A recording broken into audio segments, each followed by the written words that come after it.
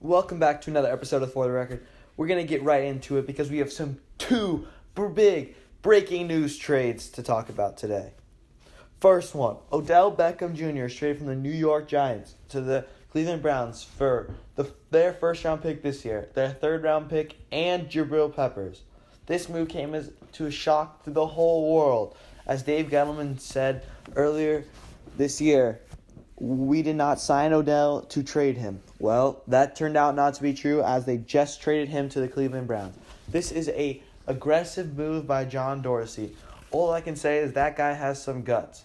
He pulls off all these moves and he's trying to make a winning caliber team. They have shot up to 6th best odds to win the Super Bowl next year.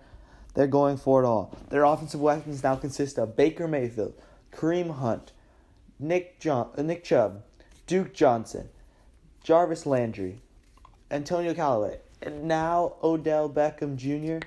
That lineup is crazy.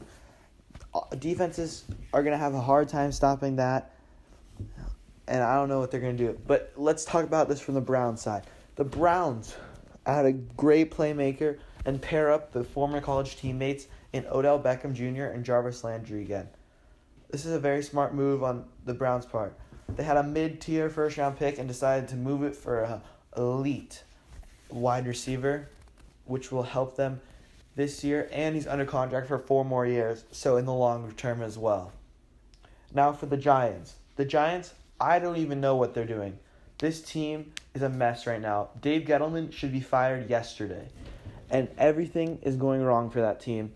They only have Saquon left, and they should have gotten rid of Eli Manning a long time ago. And now they're just down to Saquon and a bunch of bums. This team is not heading in the right direction. Hopefully they can right their wrongs in this year's draft. If not, they'll be doomed and be the second best team in New York for years to come. Now let's talk about the Dee Ford trade. Dee Ford gets traded to the San Francisco 49ers for a 2020 second-round pick.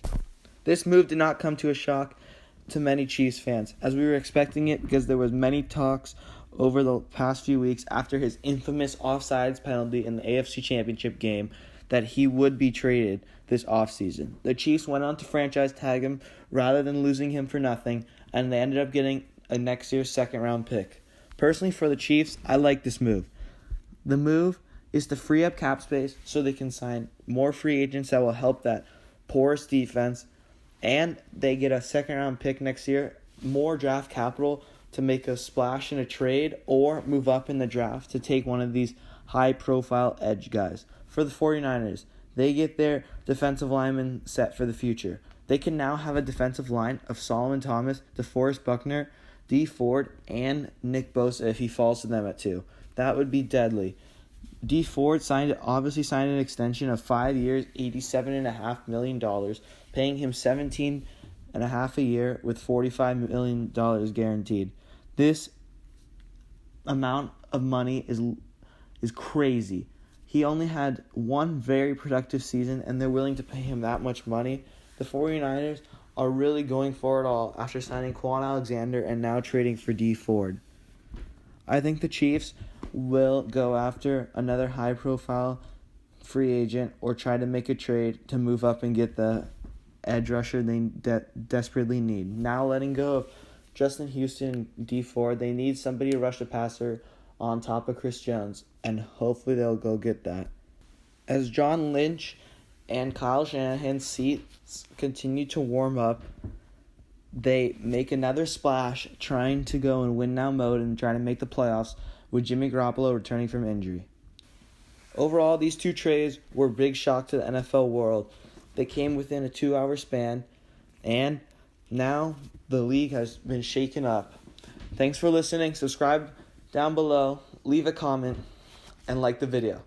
See ya.